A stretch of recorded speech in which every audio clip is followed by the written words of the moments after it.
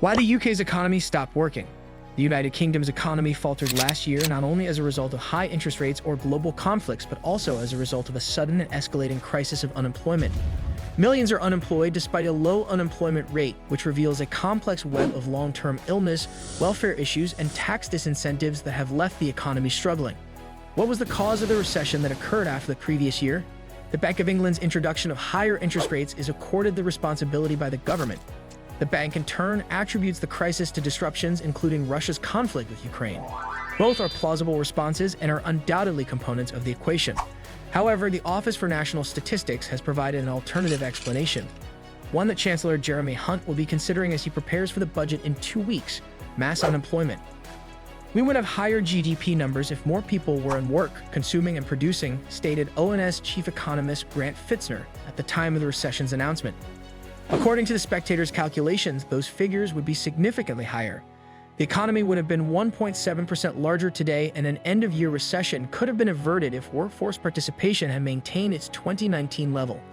The employment crisis appears to be illogical at first glance. The unemployment rate in the United Kingdom is currently at a nearly historic low of 3.8%. However, this figure is misleading because it exclusively encompasses individuals who are actively seeking employment. There are numerous million individuals who are not currently seeking employment. The number of out-of-work benefits has increased to 5.6 million, a record high for any period in British history. Additionally, approximately 4,000 new applications for illness benefits are submitted each day. There were no employment opportunities during previous recessions. However, employers in the United Kingdom are presently unsuccessfully attempting to fill over 900,000 vacancies, a rate that is significantly higher than it was before the pandemic. The government has been dependent on increased immigration figures for years to achieve economic growth. However, the UK continues to experience a severe labor shortage, even though net immigration reached a record high of 745,000 in 2022. Neither the government nor the opposition are interested in discussing the crisis, as they are uncertain about how to resolve it. The current situation is such that joblessness and job vacancies are coexisting in an economically unrealistic manner. For example, in Middlesbrough, over 22% of the working-age population is unemployed, even though employers are pleading for workers. In Hartlepool, the percentage is 24%, while in Blackpool, it is 25%. When Tory MP laments, "We are witnessing the deterioration of these individuals, and we are allowing it to occur." Another MP was appalled to learn that a major chain store in his constituency is transporting employees from locations an hour's drive away due to a shortage of local candidates who are interested in the positions. The inclination is to attribute the nation's economic difficulties to a workman-like Britain. However, 4 years ago, on the eve of the first lockdown, the UK workforce participation was at its greatest level since records began, at 79.5%. Has the national character undergone such a significant transformation in such a brief period? Or have the Conservatives established a complex web of taxes and benefits that has eroded the incentive to work across the income spectrum? The economic participation rate. The return of worklessness. In March 2020, Rishi Sunak, the Chancellor, implemented the furlough scheme to restrict its duration to a few weeks. He was cognizant of the potential repercussions of the government's decision to offer incentives for individuals to remain at home, such as the possibility that individuals may abandon their work habits. Ultimately, his apprehensions were validated. Not only did the pandemic unravel a decade of welfare reform, but it also generated a multitude of new incentives to avoid employment. The workforce of nearly every EU member has been able to recover since the pandemic, whereas the UK has not. Britain is one of the few developed countries in the globe whose workforce has not recovered. An additional 700,000 individuals would have been employed if the proportion of individuals in the UK workforce had matched that of the United States. If it had maintained its pace with Canada, there would have been over 950,000 additional laborers, while France would have had upwards of 1.2 million more. The United Kingdom would have experienced a more robust society, as well as smaller welfare expenses and increased tax receipts, if it had accomplished anything comparable. Following the pandemic, what has transpired in Britain that has been so detrimental? One significant factor appears to be the inability of Britain's medical and welfare services to assist with mental health issues, although ministers are still in the process of resolving the matter. The number of working-age individuals who were absent due to long-term illness had already increased to 2 million in 2019, a year before the implementation of lockdowns. Presently, it is nearly 3 million. According to the Department for Work and Pensions, the number of individuals receiving disability benefits will increase by an additional million over the next 4 years, which is equivalent to the population of a city the size of Leeds. A person who seeks assistance for severe anxiety or depression is more likely to be signed off work completely, in contrast to physical ailments, where efforts are frequently made to make adjustments to keep individuals at work.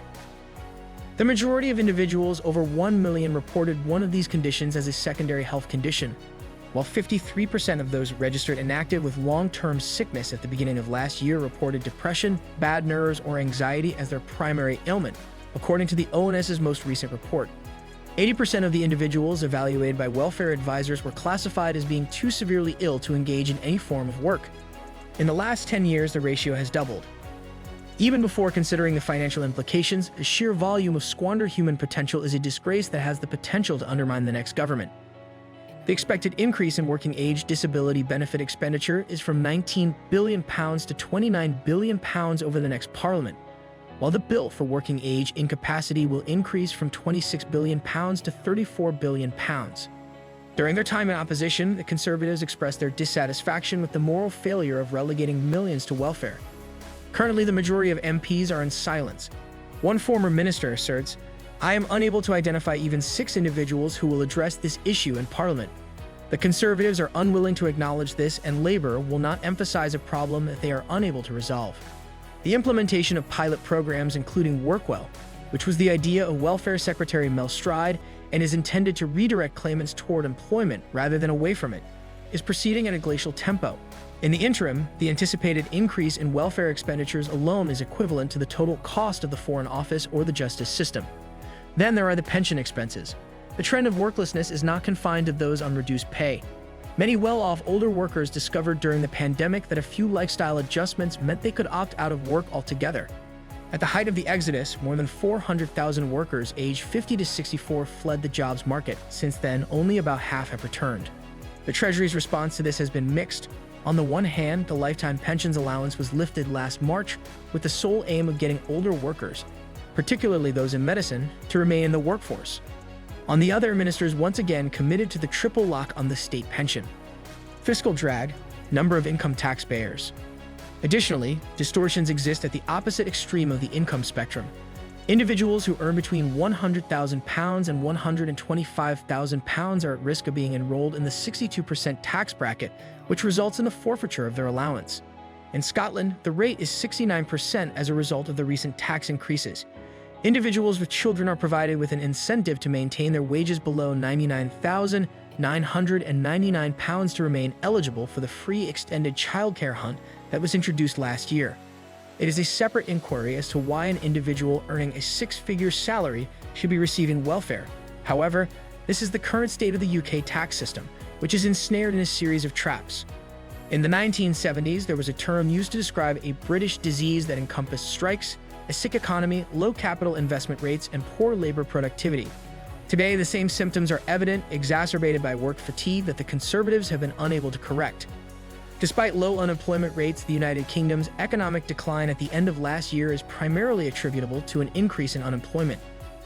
Although high interest rates and global disruptions were factors, the primary concern is the substantial proportion of the working-age population that is not employed. This is the result of factors such as tax disincentives, complex welfare systems, and long-term sickness. If you found this video mind-boggling as we did, make sure to like, subscribe, and drop a comment below with your thoughts. Stay tuned for more shocking stories and unraveling mysteries. Don't miss out.